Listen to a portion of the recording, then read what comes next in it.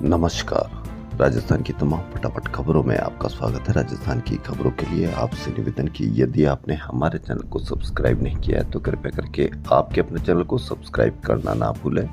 आप सब्सक्राइब करते हैं तो हमें हिम्मत होती है सही और सच्ची खबरें आप तक पहुंचाने की, वरना मीडिया में किस तरह की खबरें आपको दिखाई जा रही है, पेश की जा रही है, यह आप भली भांति जानते हैं।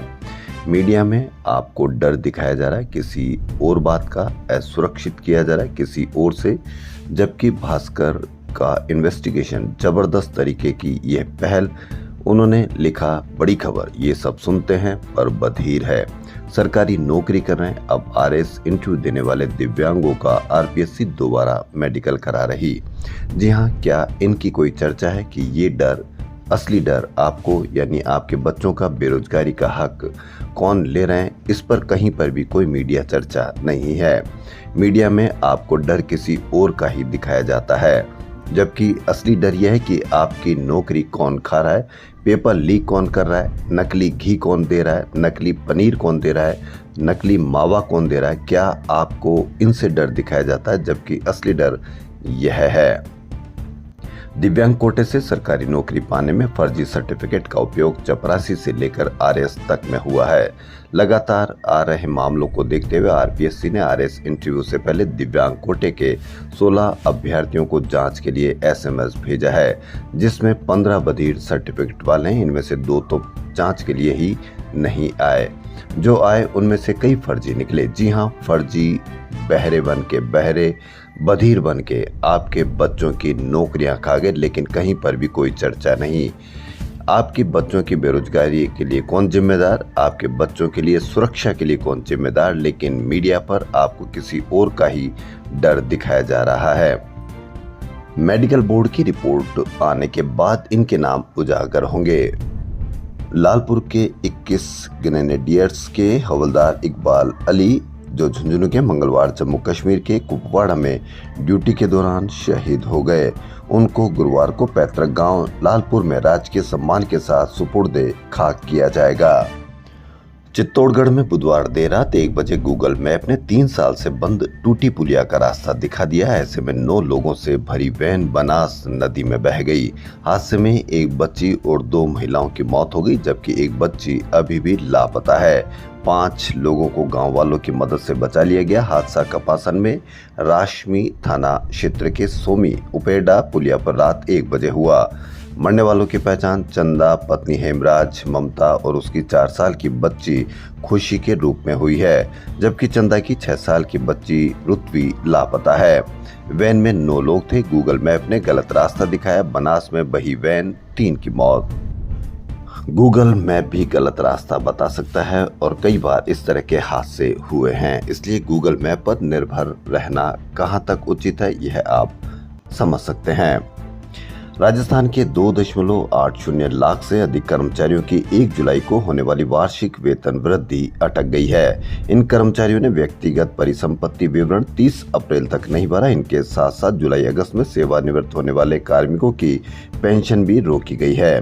कार्मिक विभाग के सचिव का कहना है कि कर्मचारियों को पहली बार 2 बार आईपीआर भरने का अवसर दिया गया था, इसके बावजूद नहीं भरा गया। इस पर राज्य सरकार में सक्षम स्तर पर निर्णय किया जाएगा। राज्य कर्मचारी संयुक्त महासंघ के प्रदेशाध्यक्ष महावीर शर्मा का कहना है कि सीएस सुधांशु पंत एवं सचिव कार्मिक विभाग को पोर्टल खुलवाने का आग्रह किया है। अब आईएएस अधिकारियों को एक बार पोर्टल खोल दिया गया तो अन्य कर्मचारी अधिकारियों के लिए क्यों नहीं खोला जा रहा। आसाराम को 30 अगस्त की सुबह 10 बजे तक जोधपुर सेंट्रल जेल में सरेंडर करना होगा।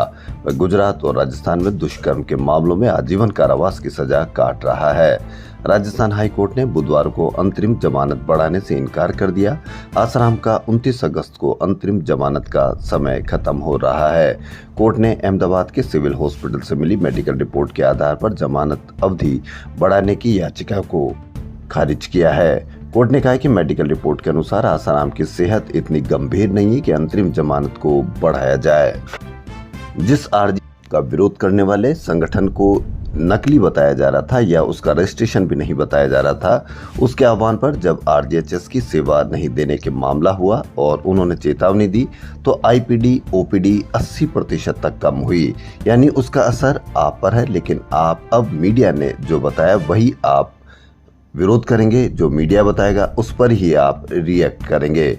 जबकि आप बेरोजगार की समस्याओं से जूझ रहे हैं, आपके महंगी शिक्षा से जूझ रहे हैं, आप महंगी ईएमआई से जूझ रहे हैं, आप महंगे पेट्रोल से जूझ रहे हैं आप, लेकिन कहीं पर भी आप इसके बारे में कोई चर्चा नहीं करेंगे। जी हाँ, पिछले 2 दिन से निजी अस्पतालों की ओर से आरजीएचएस योजना में इलाज नहीं किया जा रहा है और अब मरीजों को परेशानी बढ़ती जा रही है। अंदाजा इस बात से लगाया जा सकता है कि पहले हर दिन 15,000 से अधिक ओपीडी और आईपीडी जनरेट होती थी, वहीं अब आईपीडी घटकर 2,000 से भी कम रह गई है। ऐसे में तय है कि मरीज ही निजी अस्पताल नहीं जा रहे और सरकार का रुख कर लिया है। वहीं 23 अगस्त को 13,674 ओपीडी रही और आईपीडी महज 1956 रही। जी हाँ, यानी आप इसमें भुगत रहे हैं, आप इसमें परेशान हो रहे हैं, लेकिन अब आपको इससे कहीं कोई फर्क नहीं पड़ता, क्योंकि मीडिया ने बहुत मेहनत की है आपको दूसरे कामों में लगाने की। इसलिए मीडिया ही डिसाइड करता है कि आप किसका विरोध करें, किसका प्रदर्शन करें या किस पर आप चर्चा करें। आपका दिमाग शून्य हुआ है या नहीं हुआ है, लेकिन मीडिया ने इस काम में सफलता हासिल कर ली है। शिक्षा विभाग की 2 योजनाएं, गार्गी पुरस्कार योजना और बालिका प्रोत्साहन पुरस्कार योजना, बालिकाओं को प्रोत्साहित नहीं कर पा रही है। भास्कर की ये बड़ी खबर। दोनों योजनाओं के प्रति बालिकाओं ने बेरुखी दिखाई है। यही कारण है कि 3 साल में 3.10 लाख बेटियों ने पुरस्कार की राशि लेने के लिए आवेदन ही नहीं किया। विभाग ने बार बार आवेदन की अंतिम तिथि बढ़ाई। 3 साल में कुल 8 लाख से अधिक बालिकाओं को ये दोनों पुरस्कार मिलने थे, पर 5 लाख से अधिक बेटियों ने ही पुरस्कार की राशि लेने के लिए आवेदन किया। यानी 3 लाख से अधिक बेटियों ने आवेदन ही नहीं किया। आप नागरिक किस तरह से बनना चाहते हैं, यानी आपको यदि कोई समस्या है तो आप शिकायत करें, और अगर आप समस्या होते हुए भी शिकायत नहीं करते तो आप किस तरह के नागरिक हैं और किस तरह से आप अपनी जिम्मेदारी निभा रहे हैं, यह आप भली भांति समझ सकते हैं। यदि आप ही शिकायत नहीं करेंगे तो आप किस तरह की समस्याओं का समाधान आप अपने लिए और आप आने वाली पीढ़ियों के लिए कर सकते हैं। जहां भी देश तरक्की करता है वहां का हर व्यक्ति, हर नागरिक किसी भी समस्या का या किसी भी इस प्रकार की यदि कोई उसको तकलीफ होती है तो वह पूरी तरीके से उसका विरोध करता है। ऐसे ही परिवहन विभाग में लोगों से निर्धारित फीस से अधिक पैसे लेकर काम करने की घटनाएं सामान्य बात है। आप परेशान, लेने वाला परेशान, लेकिन आप कहीं पर भी कोई शिकायत नहीं करेंगे। आरटीओ में पारदर्शिता लाने के लिए लोगों से जुड़े लाइसेंस बनवाने जैसे 37 काम ऑनलाइन कर दिए हैं। वहीं अब आरटीओ ने एक हेल्पलाइन नंबर जारी किया है। इसके तहत अगर कोई सड़क पर वाहनों की जांच करने के दौरान या आरटीओ में काम के बदले पैसे ले तो उसकी शिकायत की जा सकती है। आरटीओ प्रथम ने बताया कि चाहे रोड पर कोई फ्लाइंग या ऑफिस का कोई कर्मचारी पैसे की मांग करता है तो लोग शिकायत कर सकते हैं, लेकिन लोग अब शिकायत वही करते हैं जो आपको सोशल मीडिया पर जिसका बताया जाता है कि आप उनसे असुरक्षित हैं, आपका बच्चों का भविष्य उनसे सुरक्षित नहीं है, इसलिए आप उन पर ही शिकायत करेंगे। आरटीओ पर कोई भी काम के बदले पैसे मांगता है तो उन्होंने नंबर भी जारी किए हैं, जिसका नंबर है 6367479823। जी हाँ, इस नंबर पर आप शिकायत करें। शिकायत करेंगे तो आप खुद और आने वाली पीढ़ियों के लिए आप एक अच्छा सबूत देकर जाएंगे कि आपने देश के लिए काम किया। पुलिस की वर्दी का कितना खौफ है कि व्यापारी से बोला कि तुम्हारे खिलाफ वारंट है, कार दोस्तों सहित ले गया। जी हाँ, एक सिंपल सी बात, कोई पुलिस वाला आपके घर आता है तो आप उससे इतना भी नहीं पूछ सकते कि वह क्यों आया है, कैसे आया है। खो नागुरियान जयपुर की घटना। इलाके से 20 अगस्त की शाम 4 बजे अपहृत हुए व्यापारी सहित 4 जनों को पुलिस ने अजमेर के ब्यावर से दस्तयाब किया है। प्रारंभिक पूछताछ में आया कि बदमाश पुलिस की वर्दी में आए थे, वे वारंट का हवाला देकर अपहरण कर ले गए। हालांकि अब तक इस बात का खुलासा नहीं हुआ कि सभी को छोड़ने के एवज में कोई राशि ली या नहीं। पुलिस को ब्यावर में होने की सूचना लगी तो सभी को लेकर आ गई। एसीपी मालवीय नगर आदित्य पूनिया ने बताया कि सभी अपहरणकर्ताओं का सुराग नहीं लगा है। सीनियर महिला T20 चैलेंजर्स ट्रॉफी गुरुवार से SMS स्टेडियम के मेन ग्राउंड पर खेली जाएगी। इसके लिए महिला चयन समिति ने 4 टीमें बनाई है। सांसद विधायक संवाद कार्यक्रम में बिजली निगमों की कार्यप्रणाली और इंजीनियरों की ओर से जनप्रतिनिधियों की सुनवाई नहीं करने के फीडबैक के बाद ऊर्जा महकमा एक्टिव मोड में आ गया है। विधायकों के फीडबैक को गंभीरता से लेते हुए ऊर्जा मंत्री हीरालाल नागर व प्रमुख सचिव अजिताभ शर्मा ने बुधवार को जयपुर, जोधपुर, अजमेर डिस्कॉम के अधिकारियों की बैठक ली। मैराथन बैठक में मंत्री व प्रमुख सचिव ने बिजली कनेक्शन में देरी व खराब मीटर बदलने में लापरवाही करने वाले इंजीनियरों को नोटिस देकर उनके खिलाफ सख्त कार्रवाई करने को कहा है। कांग्रेस आलाकमान के दल बदलू नेताओं को लेकर तय किए गए फार्मूले को सबसे पहले राजस्थान में लागू करने की तैयारी है। जी हां, कांग्रेस छोड़कर बीजेपी या अन्य दलों में गए नेताओं की अब DNA बदलाव तक अग्नि परीक्षा ली जाएगी। 5 से 6 साल तक न MLA MP सीट का टिकट दिया जाएगा, न ही कोई पद। 6 साल तक बिना किसी के पद के सेवा के बाद ही उनको DNA बदलाव की परीक्षा में पास मानकर पार्टी टिकट पर विचार करेगी। इस फॉर्मूले से पार्टी में अंदर खाने खलबली मची हुई है। हालांकि ये फॉर्मूला लिखित नहीं है, लेकिन प्रदेश प्रभारी सुखजिंदर सिंह रंधावा ने लागू करने का ऐलान कर दिया है। PCC चीफ गोविंद सिंह डोटासरा ने इसमें सहमत दिख रहे हैं। ऐसे में माना जा रहा है कि पार्टी छोड़कर गए 24 बड़े नेताओं में से 23 की वापसी होने पर भी उनको टिकट पर संकट रहेगा। इस कड़ाई के साथ संगठन के मौजूदा ढांचे पर भी सख्ती का विचार है। करीब 35 से अधिक राज्य, जिला, ब्लॉक पार्टी पदाधिकारियों को सबसे पहले बाहर करने की तैयारी है। ऐसे में 20 जिलों में कई पदों पर बड़े बदलाव, टीम में बिखराव भी दिख सकता है। वहीं कांग्रेस राज्य में कई निष्क्रिय PCC पदाधिकारियों को बदलने वाली है। नए चेहरों को प्रदेश स्तर पर लिया जाएगा। अगले 50 दिन में 35 नेताओं को निकालने के पत्र जारी हो सकता है। नई कार्यकारिणी की सूची फाइनल की जा रही है। निष्क्रिय पदाधिकारियों की तथ्यों सहित रिपोर्ट बनाई जा रही है।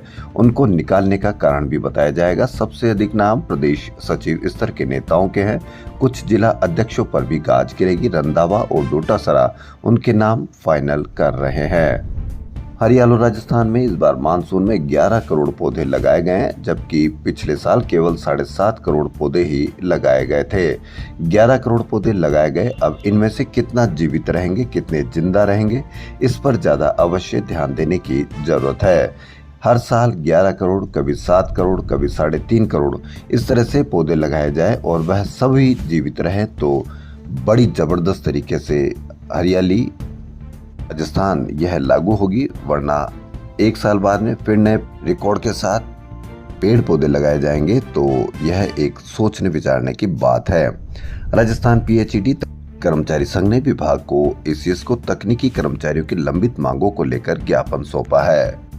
राजस्थान हाईकोर्ट ने एक महत्वपूर्ण आदेश पारित करते हुए राजस्थान में विभिन्न सरकारी योजनाओं और विभागों में प्रदेश में प्लेसमेंट एजेंसियों व संविदा के माध्यम से कार्यरत हजारों कर्मचारियों के लिए बड़ी राहत दी है। जस्टिस मुनरी लक्ष्मण एवं जस्टिस विपिन गुप्ता की डबल बेंच ने प्रदेश भर में सैकड़ों याचिकाओं पर सुनवाई करते हुए अपने आदेश में कहा कि प्लेसमेंट एजेंसी से नियुक्त संविदा कर्मियों को भी नियम 2022 का लाभ मिलेगा।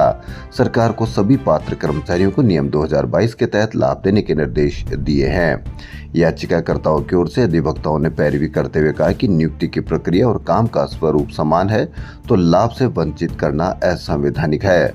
राज्य सरकार की ओर से विभिन्न विभागों के अतिरिक्त महाधिवक्ताओं ने यह तर्क रखा कि बिना विज्ञापन एजेंसी से की गई नियुक्ति को नियम 2022 के अंतर्गत नहीं लाया जा सकता है। हाईकोर्ट ने सुनवाई के बाद Rajasthan contractual hiring to civil post rule 2022 की व्याख्या करते हुए कहा कि यदि कोई कर्मचारी प्रशासनिक विभाग द्वारा वित्त विभाग की सहमति से निर्मित पद पर नियुक्त है और नियुक्ति सार्वजनिक विज्ञापन के माध्यम से हुई है तो यह मायने नहीं रखता है कि नियुक्ति सीधे सरकार द्वारा हुई या फिर किसी प्लेसमेंट एजेंसी के जरिए।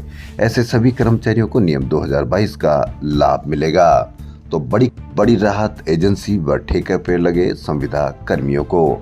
बांसवाड़ा जिले के दानपुर क्षेत्र और सीमावर्ती मध्य प्रदेश में अच्छी बारिश के चलते माही बांध में पानी की आवक बढ़ी है।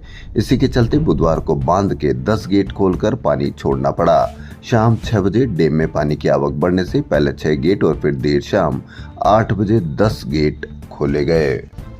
अबेड़ा बायोलॉजिकल पार्क की बाघिन महक गुरुवार को 21 साल की हो जाएगी। इसका जन्म 28 अगस्त 2004 को जयपुर में हुआ था। दावा है कि यह राजस्थान में सबसे अधिक उम्र की बाघिन है। राजस्थान की खबरों में फिलहाल इतना ही। यदि आपको राजस्थान की खबरें पसंद आ रही तो आपके अपने चैनल को सब्सक्राइब करना ना भूलें। धन्यवाद।